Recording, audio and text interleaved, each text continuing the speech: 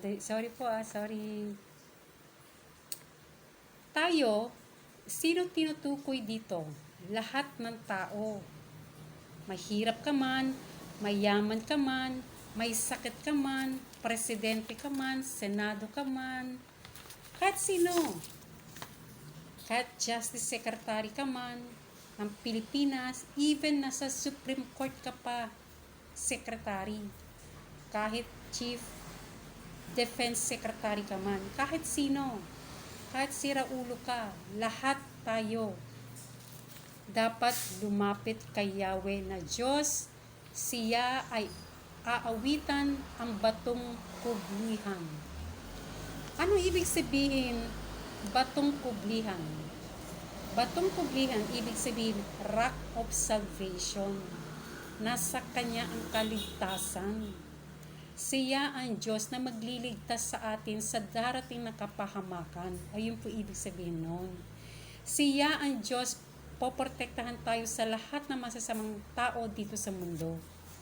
Siya ang Diyos, magpapagaling sa iyo kung ikaw may cancer, nakahiga ka sa hospital ngayon, nakahiga ka sa hospital dahil nasa bahay na nagsasuffer ka ngayon, may sakit ka ngayon, hindi ka makakain, hindi ka makagalaw, paralyzed ka, siya ang Diyos ang tutulong sa iyo, magpapagaling sa iyo. Batong kublihan. Kung wala ka pera, nagugutom ka, nanghihina ka, nalilito ka, lumapit tayo lahat kay Yahweh na Diyos siya ay awitan. Ang batong kublihan, ating ngang handugan masayang awitan. Verse 2. Tayo na lumapit sa kanyang presensya na may pasalamat. Kung tayo lumapit sa Diyos at hahandugan natin siya ng masayang awitan, dapat itabi mo muna natin lahat ng ating problema. Itabi mo muna ang problema niyong mag-asawa. Itabi mo muna problema mo sa anak mo. Itabi mo muna problema mo sa negosyo. Dapat meron kang heart of worship. Dapat ma-feel mo ang presence ni God sa puso at isip mo. Dapat ma-feel mo siya, nabuhay siya. At dapat na-excite ka sa kanyang presensya. Dapat ganun tayo. Hindi yung, Lord, pingin mo kung ganyan.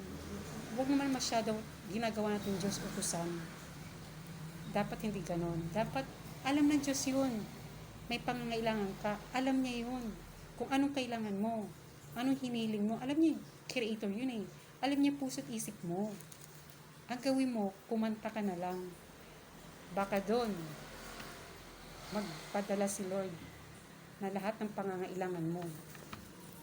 Pag naramdaman mo ang presensya niya, umpisa mo na siya isa-isahin ang pagpapasalamat mo sa Diyos. Na ikaw ay benefactor ng kanyang creation.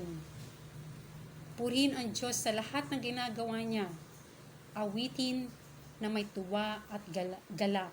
Ganun ang paglapit sa Diyos. Dapat araw-araw mo gagawin mo yun, kaibigan.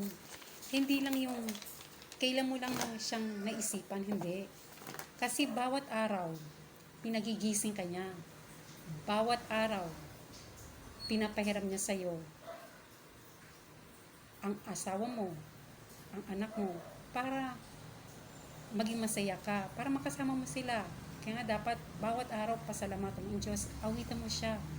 Kasi sa Diyos nagmula ang lahat, sa Diyos din magtatapos ang lahat. Doon lang po, maraming salamat.